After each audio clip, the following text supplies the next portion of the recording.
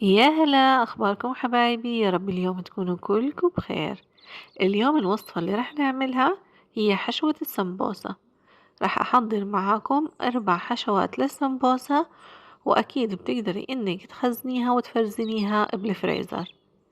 رح نستخدم في هاي الوصفة حشوات سهلة وسريعة واقتصادية ما رح نحتاج فيها الغاز، وحشوات تانية داخلة فيها اللحوم. ويا حبايب قلبي ويا سكرات قناتي، حبيت اني اشكركم كتير على تفاعلكم اللي بياخد العقل، اللي بيجنن على الفيديو تبع الكبة. طريقة تحضيرها كانت كتير سهلة، شرحت لكم اياها بالتفصيل مع خطوات حشيها، وكمان كيف راح نفرزنها. الفيديو كان عليه تفاعل كتير كبير. اللي لسه ما شاف الفيديو راح اتركه في تعليق مثبت تحت الفيديو هذا عشان ترجعوا وتشوفوه. وبتمنى انه فيديو اليوم يعجبكم. لو اول مرة بتشوفوا القناة، انا اماني وهي قناتي احلى الوصفات. بتمنى الفيديو اليوم يعجبكم، وبستنى دعمكم باللايك والاشتراك في القناة. ويلا نبدأ، بسم الله.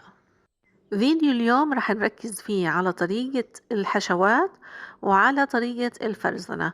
مش كتير رح نركز فيه على طريقة لف السمبوسة لأنه أغلبكم بيعرفوا كيف يلفوها. أول حشوة هي الحشوة الباردة. عندي هنا جبنة موتزاريلا وجبنة شيدر، وراح أضيف عليها كمان سلامي مقطع أو مرتديلا، بصل أخضر وزيتون. وضفت عليها كمان معلقتين من الصلصة، ممكن تستخدمي الكاتشب لو متوفر عندك.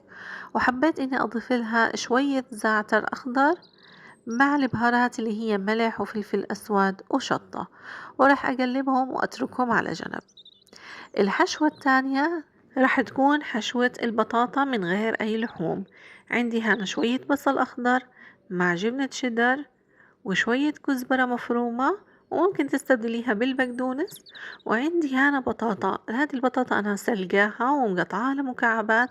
ممكن انت تستخدمي بطاطا عادية مش مسلوقة، تقليها في القلاية الهوائية أو تقليها قلي عادي وبعد هيك تستخدميها. وراح أضيف عليها شوية كزبرة وملح وفلفل أسود وشطة. وحبيت إني أضيف عليها شوية زيت زيتون عشان ما تكون الحشوة هذه ناشفة عندي.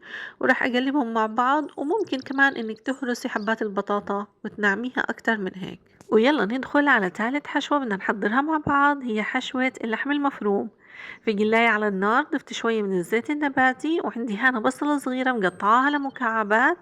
راح أقلب البصلة، وعشان أسرع من عملية كرملتها بضيف عليها شوية ملح، وراح أحط عليها كمان فلفل أخضر، وأقلبهم مع بعض لحد ما تبدأ البصلة عندي تصفر أو تبدأ تصير شبه شفافة. بعد هيك بدي أنزل عندي اللحم المفروم. أنا استخدمت صدر دجاج مفروم، انتي بتقدري تستخدمي لحم عادي مفروم، غنم أو بقر، اللي بتحبيه. بس حبيت اني احكي لكم كمان ملاحظة، انه معالق السيليكون مع اللحم المفروم ابدا ابدا ما تستخدموها، لانه ما راح تفتت لنا اللحمة وتصير معنا ناعمة بهذا الشكل الا اذا استخدمتي معلقة خشبية. حبيت اني اضيف عليها شوية خضار، فضفت هنا عندي جزر مبشور. اذا عندك بازلاء ممكن انك تسلقيها وتضيفيها. وراح اضيف لي بهارات، اكيد البهارات اللي بتحبيها، ملح فلفل اسود فلفل شطة. وراح اضيف شوية من ال7 بهارات واقلبها مع بعض. وضروري انه الحشوة تكون ناشفة تماما من اي سوائل، واتركها على جنب لحد ما تبرد تماما. هيك الحشوة بتكون عندي بردت. راح أضيف عليها شوية من البقدونس المفروم وأقلبها. ما تضيفي عليها البقدونس أو الكزبرة إلا لما تكون باردة عشان ما يتغير لونها. الحشوة الأخيرة اللي راح نعملها هي حشوة المسخن. أكيد المسخن لو دخلتوه في كل المعجنات طعمته عن جد خطيرة.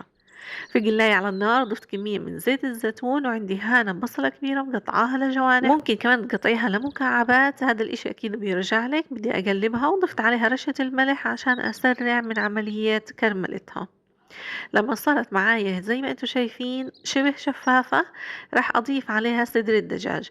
هذا صدر الدجاج أنا كنت طبخة يعني سلقاه ومبهرة، وبعد هيك بفتته بهذا الشكل عشان يكون علي سهل إنه أحشيه جوا المعجنات أو حتى السمبوسة. وأكيد لو مش حابة إنك تفتتي صدر الدجاج بهذا الشكل ممكن تقطعينه مكعبات، بس حاولي إنك تصغري الحجم قد ما تقدري. بضيف صدر الدجاج المفتت وراح أضيف عليها الحين البهارات: ملح، فلفل أسود، وأكيد بدي أستخدم السماق ودبس الرمان.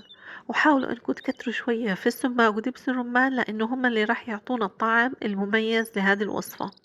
أنا هذا زي ما أنتم شايفين ما ضفت ملح غير اللي ضفته على البصل بالأول، لأن السماق ودبس الرمان فيهم شوية نسبة ملوحة وحدوقة، فأول إشي بدك تدوقي وبعد هيك تعدلي الملح. وضروري زي ما حكيت لك إنه الحشوة تكون ناشفة تماما، راح أتركها على النار لحد ما تنشف كل المية اللي فيها، وبعد هيك بدي أحطها بالصحن وأتركها لحد ما تبرد تماما قبل ما أحشيها في حبات أو في عجينة السمبوسة. أكيد هنا إذا بتحبي إنك تضيفي شوي من المكسرات، سواء كانت صنوبر أو لوز، بتقدر تضيفيها بعد ما تبرد عندك الحشوة. هيك أنا بكون حضرت معاكم 4 حشوات مميزة طعمتها ونكهتها بتاخد العقل. أكيد أنت بتقدري تضيفي أو تقللي من أنواع أو حتى ممكن تزيدي بهارات، هذا الإشي أكيد بيرجع لك. عندك حشوة البيتزا، وعندي كمان حشوة البطاطا، وأكيد حشوة اللحم المفروم اللي لا غنى عنها، وآخر حشوة هي حشوة المسخن اللي أنا متأكدة لو جربتوها كلكم راح تعتمدوها. قبل ما نبدأ لف حبات السمبوسة ضروري إنه نعمل الصمغ اللي راح نصمغ فيه أطراف حبة السمبوسة عشان ما تفتح معانا عند القلي. هو عبارة عن حوالي معلقتين كبار من الطحين عليهم مية لحد ما يصير قوامها عندي أجمد شوي من اللي أنا عاملاه. طريقة لف السمبوسة أكيد كلنا بنعرفها لأنه كل سنة برمضان كل الناس بتعمل سمبوسة، وهذه طريقة اللف المعتادة. حاولت إني أوضح لكم إياها وكمان بطأت لكم الفيديو شوية عشان تنتبهوا لطريقة اللف. أنا عادة بحب ألفها على إيدي، بحس إنه بتملكها أكتر وبتكون اللفة حزقة أكتر عشان ما تدخل عندي الزيوت جوا حبة السمبوسة. آخر زاوية أو آخر جزء بيكون بارز عندي من العجينة بحط عليه الصمغ وبلفه بهذا الشكل، وهيك بضمن لك إنه عجينة السمبوسة ما تفتح معاكي عند القلي. خلينا الحين نحكي عن طريقة التفريز. شايفين ما شاء الله تبارك الله، هذه كل الكمية اللي أنا عملتها ب4 حشوات مختلفة. كل حشوة حطيتها بصحن لحالها عشان أقدر أميزها.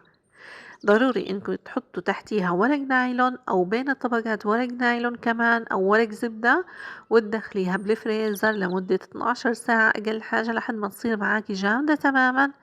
بعد هيك بتقدر تحطيها بأكياس أو بعلب وتخزنيها بالفريزر. وضروري إذا عملتي عدة حشوات زي ما أنا عاملة إنك تكتبي على كل واحد إيش الحشوة اللي حضرتيها فيه.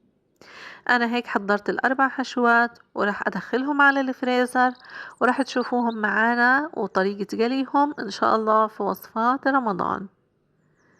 حبايب قلبي أنا هيك بكون وصلت معاكم لنهاية فيديو اليوم، بتمنى إنه يكون عجبكم. إذا عجبكم وصلوا الفيديو ل1,000,000 مشاهد جديد. لكم مني أحلى تحية من قناة أحلى الوصفات، صحة وعافية.